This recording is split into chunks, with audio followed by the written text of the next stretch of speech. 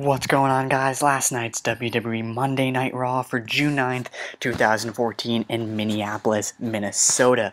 The show began with Triple H and Stephanie McMahon officially stripping Daniel Bryan of the WWE World Heavyweight Championship and turning the Money in the Bank ladder match into the vacated title ladder match where the hanging belts will be hanging above the ring in the ladder match. Now, Alberto Del Rio qualified last week against Dolph Ziggler, so we have Del Rio. Triple H then put Randy Orton in just because of who he is. So Del Rio, Randy Orton, and then two qualifiers later in the night, Cesaro defeated Rob Van Dam, and Sheamus defeated Bad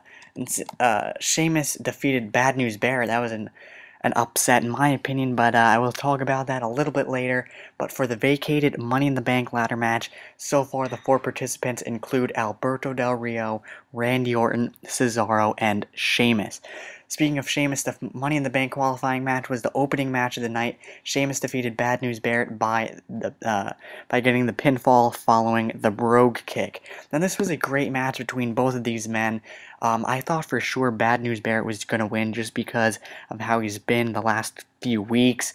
But maybe this will set up for maybe a feud with Rob Van Dam, since Rob Van Dam lost as well. I thought Rob Van Dam was going to pick up a win to set up the feud between Bad News Barrett and Cesaro for the Intercontinental Championship belt, but nonetheless, Sheamus did win and will be in the Money in the Bank ladder match for the vacated World Heavyweight Championship. Rusev defeated Zack Ryder with a quick submission. At least we got to see Zack Ryder on Raw. That's the only bright side of this happening. Up next we had Rybaxel and Curtis Axel defeated Goldust, and the tag team partner chosen by Cody Rhodes was R-Truth. So Truth was Cody Rhodes' choice for Goldust's new partner, but Goldust did lose the match after Curtis Axel hit the roll-up. Now on Twitter, I actually retweeted a tweet by Ted DiBiase earlier from yesterday. Ted DiBiase tweeted Goldust if he would be at Raw. I thought for sure that would lead to Ted DiBiase coming out being Goldust's partner, but nonetheless, it was R-Truth. Now, for next week, Cody Rhodes says he has a big surprise for Goldust's tag team partner. Now, he said a couple words that probably led to maybe Ted DiBiase again, but more likely being Tyler Breeze. But I don't know if Tyler Breeze is ready to be called up, especially with him having a NXT Championship match soon against Adrian Neville. With the whole thing, he would have to give up the belt since being on the main roster or something. I don't know. But hopefully it is Ted DiBiase, but it may be Tyler Breeze. Roman Reigns and Dean Ambrose came out to 3MB. After 3MB cut a promo, the Shield attacked, then cut a promo on how they planned to beat up Seth Rollins. Dean Ambrose was great, and loved Dean Ambrose on the mic.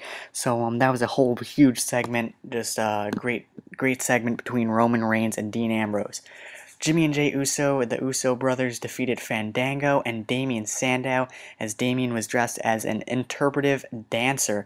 It was pretty hilarious. Respect to Sandow just for keeping a straight face with this whole gimmick thing. But before the match, Summer Rae had jumped Layla backstage, pouring milk on her, makeup, and all that. But nonetheless, the Usos defeated Fandango and Damien Sandow.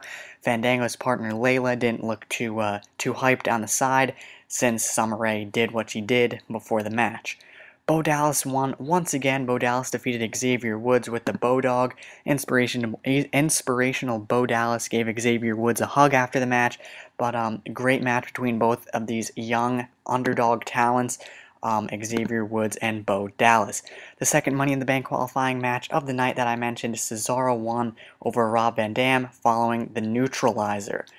That then set up a Michael Cole interview with Seth Rollins. Seth Rollins recently leaving the Shield. He cut a promo saying he had to adapt and that he didn't sell out. He bought in.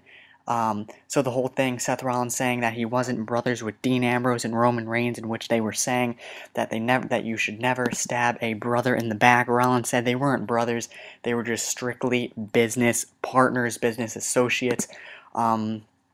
After the interview, Dean Ambrose and Roman Reigns showed up, but were cut off by the Wyatt family. But then John Cena was around to make the save for the Shield, and which led to the main event, in which I will talk about in a little while. So Seth Rollins pretty much saying the whole thing that he wasn't really the Shield. He pretty much set it up, and that Roman Reigns and Dean Ambrose weren't his partners. They were just business associates. So Seth Rollins actually has improved on the mic. So it's great there how Seth Rollins and the whole Shield, the whole evolution thing is going on.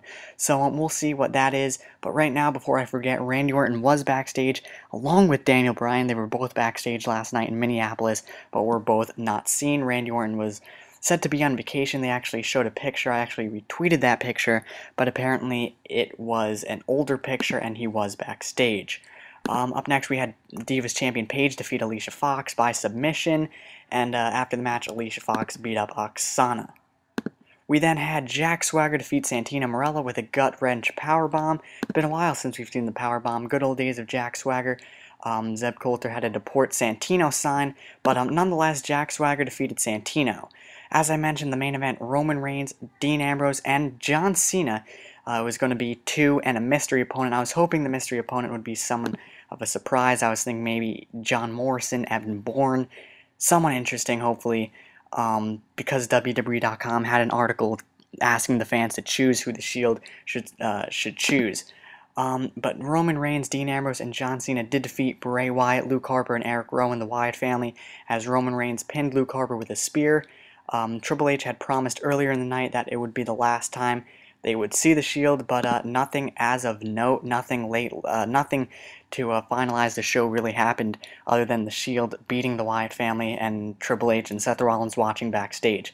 So June 9th, 2014, WWE Monday Night Raw, that's pretty much how it went down, but Daniel Bryan was officially stripped, and the Money in the Bank ladder match will be for the WWE World Heavyweight Championship.